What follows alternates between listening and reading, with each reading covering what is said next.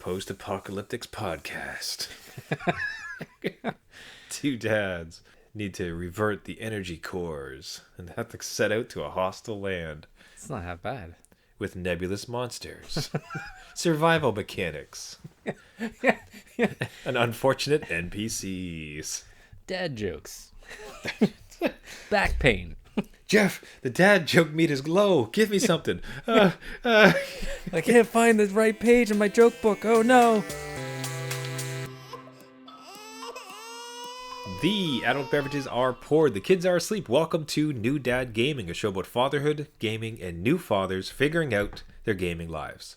Welcome to the show. My name is Trevor, and I have a 7-year-old and a 5-year-old. And I'm Jeff. I have a 12-year-old and a 9-year-old. The Game Awards. Yeah. My word. I would love to see the demographic of dads who actually managed to watch it all. Like through eye contact, like staring at the screen for 3 hours. I'm sure like many gaming dads had it in the background. They've at least heard of it at this point. It's certainly fascinating. I'd be curious to take your take on it. I was a lot more interested in it this year than I thought I would be. Did you expect yourself to be interested? Is this kind of your jam every year? Like, what's your general take on it as a gaming dad? I usually watch it every year, but not like super interested. Just have it on right in the background. But it has been quite lengthy over the years, clocking it over 3 hours, some of them. Yeah. So at least this one, it was like upfront, like, hey, we're going to try and cut it down until, the show gets away from them. But yeah, I usually try to tune in, but not waiting by the TV to do it. Yeah, so we're not going to recap the entire show. There's lots of news outlets with like hot takes and everything going. There's some that struck us, the gaming dads, specifically. So we thought we wanted to mention those at very least. And what kept me somewhat interested in the show was the fact that I was playing Vampire Survivors throughout the entire thing. The very first, and I swear they did this on purpose, the very first announcement, if not like within the first couple minutes of it, was that Vampire Survivors, my pick of game for the year, was releasing on mobile. And in fact had released kind of quietly on mobile like the day before. So the entire time for the show, like it's loading up and the trailer comes on. It's like, oh, it's on mobile. Pardon? Excuse me? Like the phone comes out, man. So for the entirety of the show, I am just grinding away on Vampire Survivors mobile. It was a fantastic companion to the main show. I mean, I would be interested in hearing the developers' comments from that. Be like, the trailer worked. Like that was immediate, got you into the mobile version again, which is free and something to watch or something to play while you listen to the Game Awards. Yeah, like they've done a great job. So like the port works fairly well. I find like the controls a little mushy, but it doesn't have to be super precise. Yeah. It very much is a excellent port. There's some free to play mechanics in that if you want extra gold, you have to watch an ad. If you don't have to, but if you want an extra one, you have to watch an ad. It is completely free to download. And then if you die, you can revive by watching an ad. Right, okay.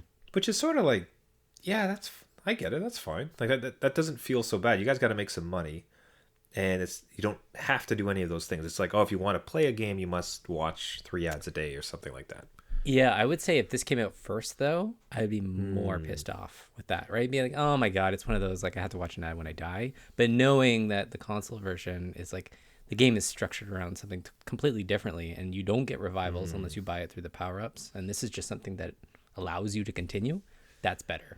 Okay, that is true. It'd be curious if you're someone who has never seen it before, this is their first exposure to it, I'd be curious to see what their takeaway would be. Yeah. But, man, gaming dad, this is...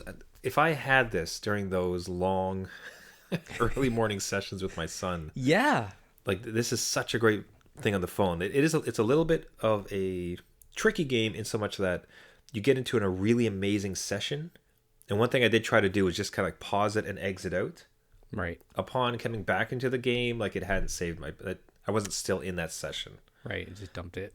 So like if you do it within a certain time period, but depending on your phone, like it'll cancel it out. So it's not like you can just pause and get out, but ultimately given like look, you're going to die sometimes, you just have a run, it's not that much of a punishment even if you get on an amazing run. And one-handed, right? Is it still like one? Yes. Yeah, so perfect with dads. You got baby in one hand, Baby Vampire one hand, Survivors in the other. rocking baby, feeding baby one hand. That's right. Taking care of some zombies in the other. It's There you go. so happy. What a great way to start the night. And it fed me through the entire thing. The other reason to watch the entire thing was the fact that they were doing a Steam Deck giveaway. What was it? Every minute? Every minute was a Steam Deck giveaway. So I don't know if you gaming dads heard, and I want like you to cue us up, Jeff. But it's like it was announced that if you watched the Gaming Awards through Steam, every minute, if you'd registered and you were live watching, they would hand out Steam Decks. Is that correct? Like, how did it all go down? Yeah, so all you had to do is just click I want to register in this thing, and as long as you bought something on Steam within the last year, which basically is all of us, you were registered. So it was something that was just easy enough to do, and then, to watch it through Steam's kind of system where they had a video within their webpage, it was busted at the beginning. Yeah. Completely busted to where the first winner, the first minute was stuck frozen for like 15-20 minutes before it switched out. Wow. And it just so happened to be MILF Hunter was the winner of the first Steam Deck that stuck up there. And I'm sure any other parent tuning in, they're like, what is going on? It's like, yeah, I don't want this up there. Who is this person? I think there was a Kotaku article I saw linked out. It's like, well, congratulations, MILF Hunter, on your victory of a Steam Deck. Of 20 Steam Decks. Yeah, I had to. As soon as they said it, I immediately thought. I kind of like the fact that, like, okay, you have to have an active account. You had to buy within the last year. But immediately, like, it's a good enough prize that if you could somehow figure out how to get 100 bots in there, like, people are going to try to find a way. And lo and behold, the biggest thing that I noticed was, congratulations, number 75754321114. You're like, all right, clearly a bot. Like, this sucks. I also did the math as I was watching. I'm like, there's way too many people in here for me to win anything. What was it at peak? Like, wasn't it like up to 4 million? Like, it was a huge number. It was a huge number. So much so that, like, 800,000, sorry. 800,000. It would drop out constantly, right? So if you pause or anything, like, you'd be just booted out. So it was just so many people. Like, your chances of winning this thing was nothing. And I don't know why I thought I'd win. Like, you miss 100% of the shots you don't take, Jeff. That's you right. never know. Yeah, that's right. Hey, so congrats, MILF Hunter. And if any gaming dads did, in fact, get the victory, we'd love to reach out, let us know how it went. Now, so I don't want to, again, like most gaming dads, you can, every Twitterverse, Facebook page, like website, podcast, like, has discussions about this, so we don't care to recap the entire show, but just for the sake of it, we want to cover what, like, some of the bigger winners that we thought, plus like what we're most interested in from a gaming dad perspective, specifically these two gaming dads games we've mentioned before on the show. So the game of the year was Elden Ring. Yes. Excellent. I think it was going to be, I was still rooting for Vampire Survivors. I think that would have been the most phenomenal gaming story ever. That would have been epic, just because of what would overcome all these other AAA games, and this one dude puts this thing out, and he's like, yeah, what? This is great. Take that, God of War. So that'd be, really, for game of the year is going to come down to God of War and Elden Ring. At the point, which I'll get into in a second, God of War had just been cleaning up. Yeah. So, it was not surprising, but it was interesting to see that Elden Ring took game of the year. Player's choice was Genshin Impact. The only reason to mention this was the fact that there was this concerted effort by Sonic fans to weight it, because player's choice was vote, like by vote, so player vote. You can go to this website and vote for it and try to get it through. And there was this, apparently, like, this massive feud between Sonic fans online and Genshin Impact fans, and they were just blasting each other. Yeah. Like, some of the threads were hilarious. Did you pick up on it before the show? I heard about it before the show, so it was interesting to see where it was going to go, because either way, you're going to come out with this awesome, like, thread of, like, we won, and like, oh, I can't believe it, you cheated, whatever. But yeah, no, it kind of made me more just excited to see what would happen, because it was hilarious. And I don't know how you're going to win against a Genshin Impact crowd, but... And they, what was interesting is, like, it was even more of note, because the host specifically came out to say, once we removed all the bot votes, right, ... you're like, yes. Oh, like, now, almost like trying to get in front of it and saying, like, oh, the only reason any of you won was because of, like, XYZ. Yeah. So, hey, man, like, it's just fun. It's one of those things, like, you almost expect a, like, really awful tiny title to have gotten through, but no, yeah. it is a massive title. You can understand why people would be excited about it. Absolutely. Okay, so it is worth mentioning. So God of War, or Dad of War, as we like to say it, Ragnarok, cleaned up. Like it was just constant. I thought they were going to take Game of the Year too, but best narrative, best music, best audio design, best performance by an actor. That is specifically accessibility. That was a really cool award. Yeah. So how did it work? So it was whoever's game had the most accessibility features. Features and innovation. So a lot of the other nominees were great in trying to, innovate in terms of, how to bring in more players, right, with disabilities. And God of War was like an extensive amount of just things you can turn on and off, to anything from epilepsy to, physical disability to, some of the sounds are too startling. Like you could like all these options to deal with it. So it was neat to see, and like glad to see that represented too. Yeah, that was wonderful. So good on them. And then it also wins Best Action Adventure. So just like it really cleaned up. Like it, you could know going into it, it wasn't so much how much it was going to win. It wasn't a matter of if they would win; it was going to be how much. How much, right? Like Best God of War category. Yeah. Which God of War? God of War. Player's choice. Yeah. So that was really awesome to see. Now, it was somewhat stunning to me. The amount of trailers and game announcements as opposed to awards really felt weighted. Yeah. Like so much so that a lot of in watching it, it was okay. Here's these 3 awards: best design, God of War, and best audio goes to Elden Ring, and best this goes to Sonic. Okay, here's another trailer. Like so much of the event was focused on new games and the gameplay trailers.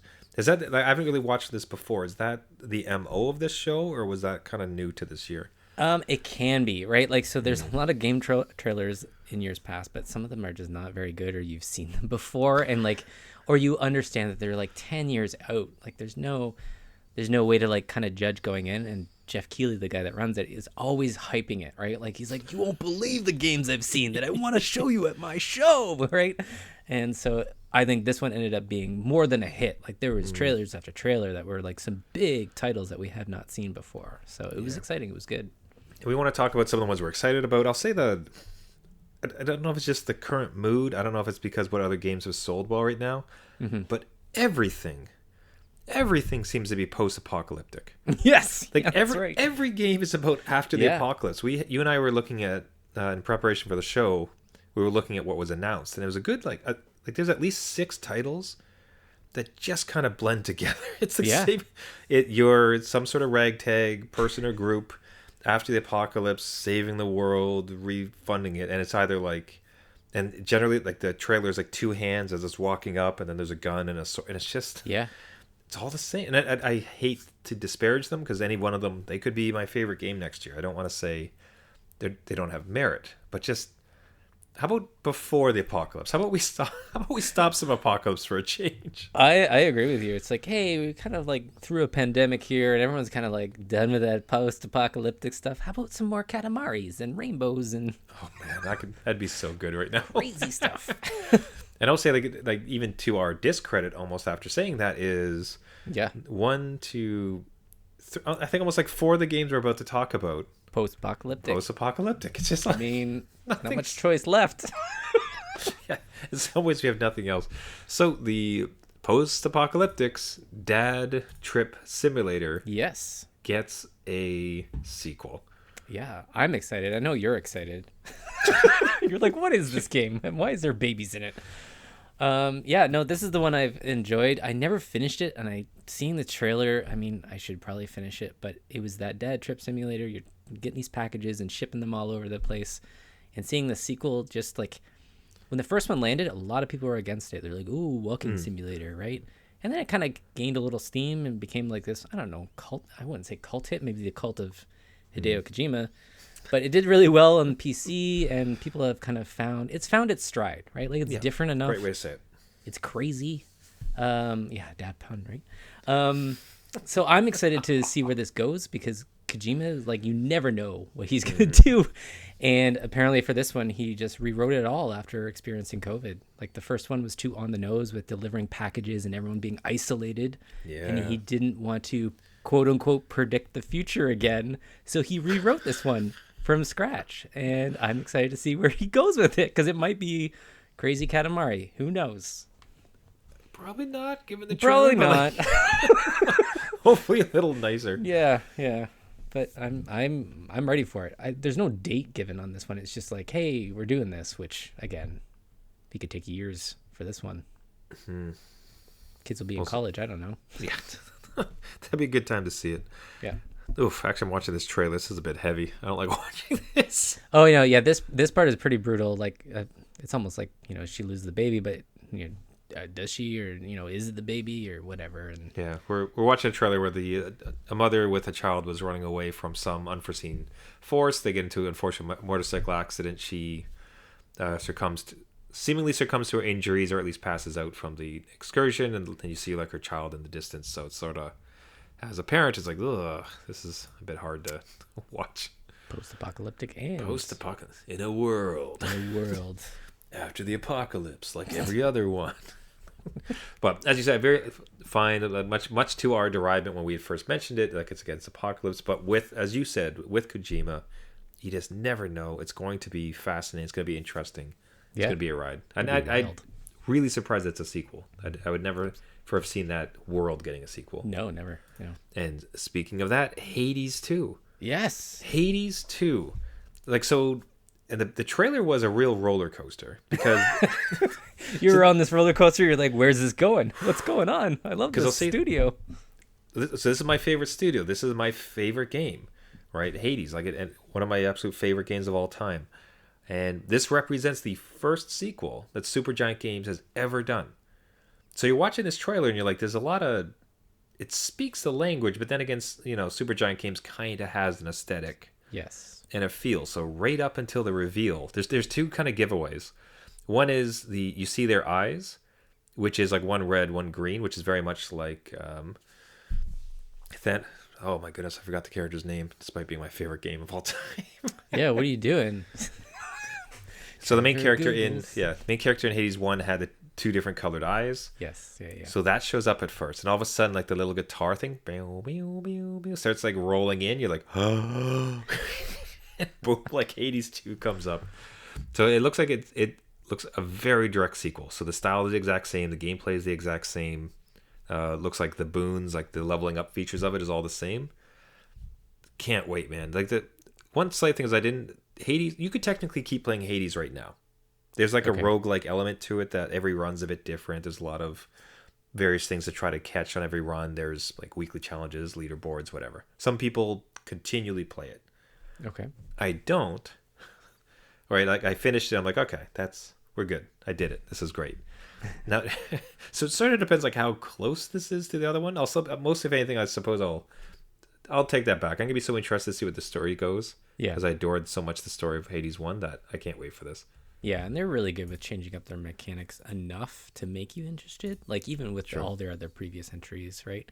And I will say, like that teal lime green color that they use, I'm like, this has got to be another one from the studio. Like that's their color on everything. So I'm excited for you. You loved Hades. Cannot wait. Now, one that you liked was Celeste, and it looks like the same studio has, I almost want to call it a spiritual successor, because it seems very close to the first one, but not a technical one. And they're releasing Earthblade. Yeah, so this is one that if you didn't know it was from the makers of Celeste or have never played Celeste, you can kind of write this one off just from what it looks like. You're like, oh, another one of these, side-scrolling, jumping, platforming kind of games, sprite based. But Celeste, I absolutely adored. And it was one of those ones that I'll say is almost similar to Meat Boy. Like it's very easy to the mechanics are so tight.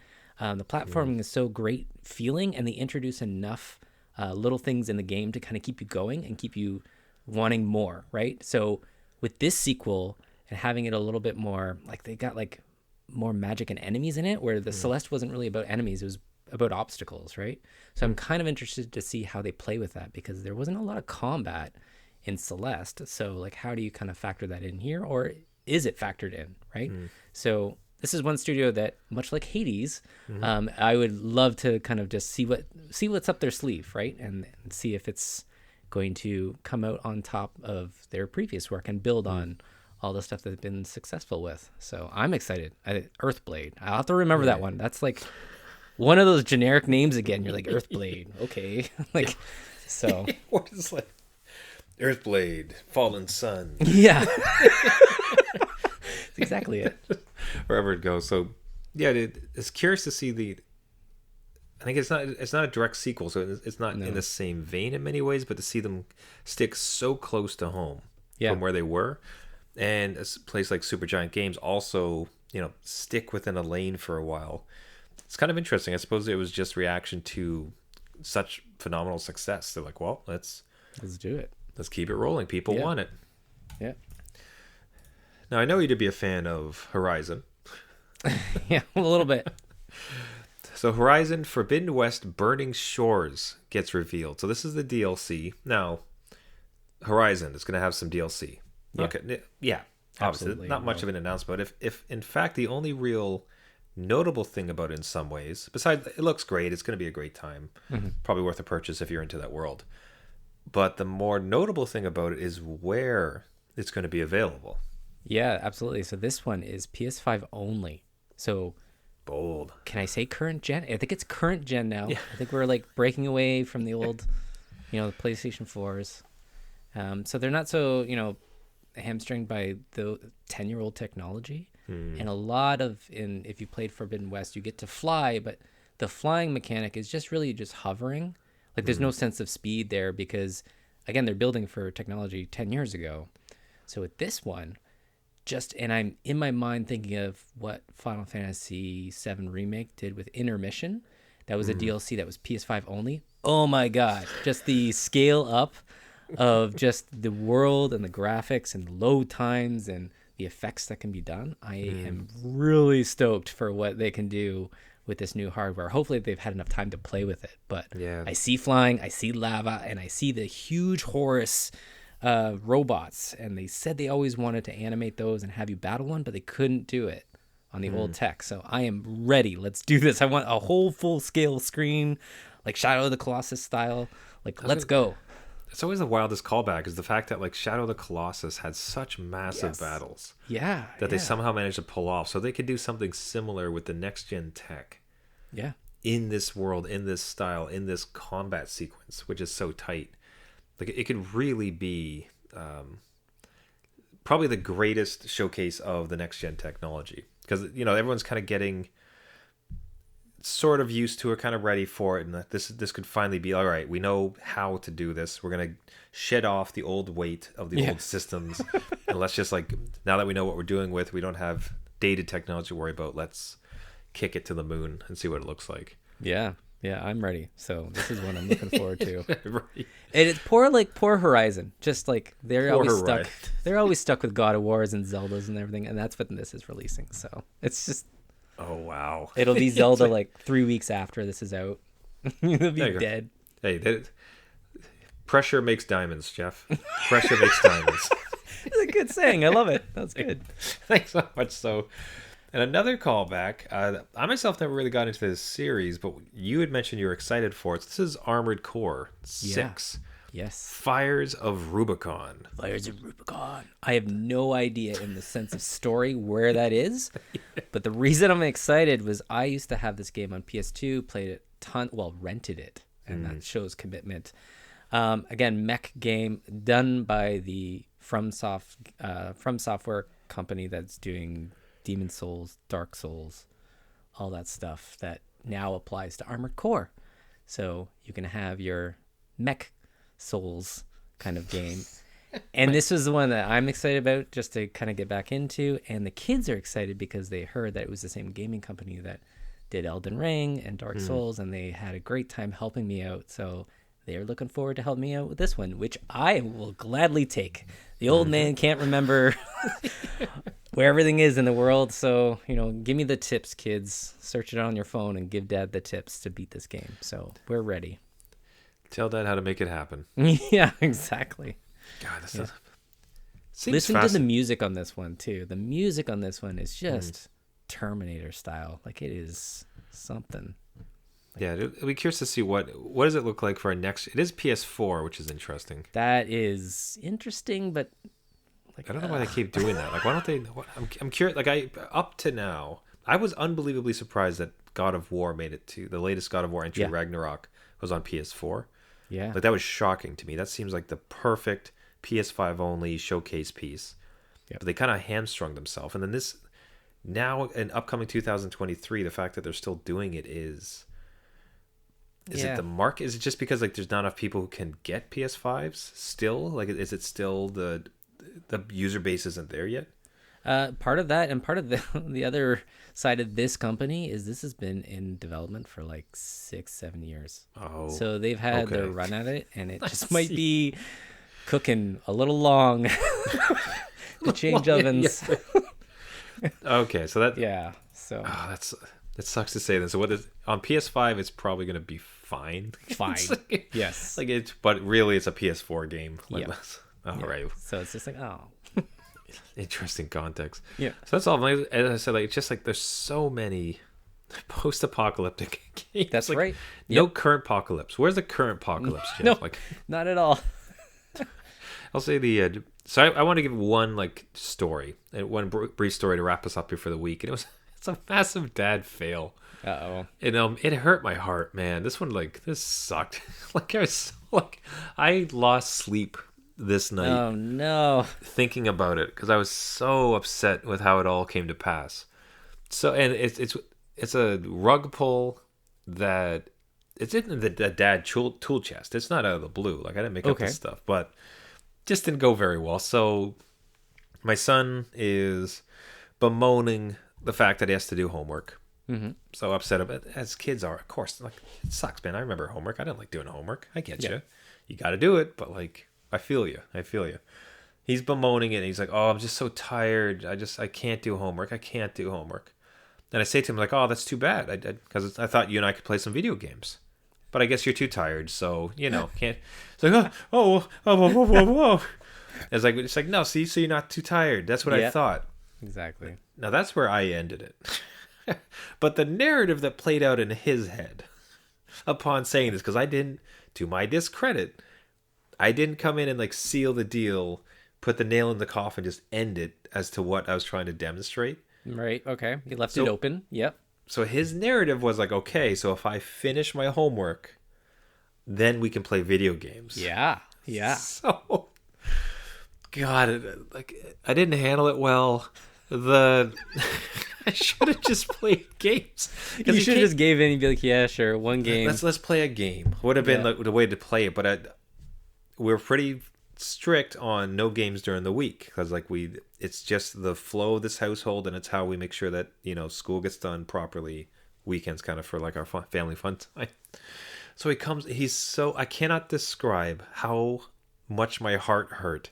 He was so crestfallen. He was so upset. Oh no. And I was just, I'm sitting there lying in bed. I'm like, is he going to forgive me? Is this a core memory that is like slotted in? And he's going to hold on to this forever? Like the moment like his innocence was taken, like, oh, he was so crestfallen. Now, the relative happy ending is like he woke up in the morning and he was kind of like chuckling and laughing about it. He's like, well, Okay. now I know if you say that, I got to watch out. I was like, okay, that's a good lesson to take. Yeah. Dad Yeah. can't rug pull you as easily anymore. Okay. Yeah. Well, Kind of slept on it. Meanwhile, you're a wreck crying in your cereal. You're like, you know Yeah. what? We can play games now. Dad, why are your eyes so bloodshot? I couldn't sleep last night, son. I mean, Oh, yeah, it was well, so bad. I'll know not to use that. But thanks, yeah, sharing your little. You gotta. I think if you have to like if you're gonna do something like that, you gotta like close the loop. You just gotta make think sure it's so. like because there was just this gap between me making my point. I don't even necessarily mind my tactics in so much as you reveal to them that you show that you're onto them. Yeah. Look how easily I can pierce the veil of your deception by simply mentioning video games. Right. Right, and all of a sudden you have all this energy. So that's okay because that kind of just like gives them a bit of a shake that look, we're not going to buy this. Like, we get it, man, but just you got to do them. But the gap was that effective tactic and not closing the loop to say, but like, as we know, we don't do games in the week, or let's have, it's like, oh, I'm sorry, you misunderstood. Let's have a quick game. That wasn't my intention. Yeah. That would have closed the gap and avoided it. But Yeah. whew, I'll remember that for a long time. I mean, yeah, if you didn't remember it, you definitely will. Like, that's Yes. it. Again, Telltale Games, like, Trevor will remember that forever. People remember that. Oh, be careful out there, gaming dads. That's All right. Everybody, that'll wrap it up there for the week. Thank you so much for listening. Did you have your own takeaways from the gaming awards this year? Did you watch it? Did you not? Have you downloaded one of these games? Is there some game that was announced that really speaks to you, your family, your kids, you as a gaming dad? We'd love to hear from you. Reach out to us on Twitter at NewDadGaming or our website, newdadgaming.com. We absolutely love hearing fellow gaming dad stories, and interacting with fans is definitely one of the best parts of this show. Do you want to make fun of me for my creating sad core memories for my son? Also here for that as well. If you like the show, you can subscribe on any of your major podcasting networks. So you can find us on iTunes, Spotify, Google Play, Caster, anywhere where you get your podcasts. Just search for New Dad Gaming. It really does help the show. If you do subscribe, that helps get the word out to other gaming dads. Even better is if you can leave a rating and a comment. That does unbelievable amounts of helping on the show. Would really appreciate it. And just let us know if you do. We'd love to thank you in person. So, hey everybody, thank you so much for listening. Until next week, my name is Trevor, and I have a crestfallen 7-year-old. Though he rebounded, and a 5-year-old. And I'm Jeff. I have a 12-year-old, 9-year-old, and Jeff will remember that. Yeah. Dude, as long as like MILF Hunter is out there happy with their new Steam with Deck. their deck, right? Damn you, MILF Hunter. All right. Thanks so much, everybody. Remember, just because you became a dad Does not mean it's game over.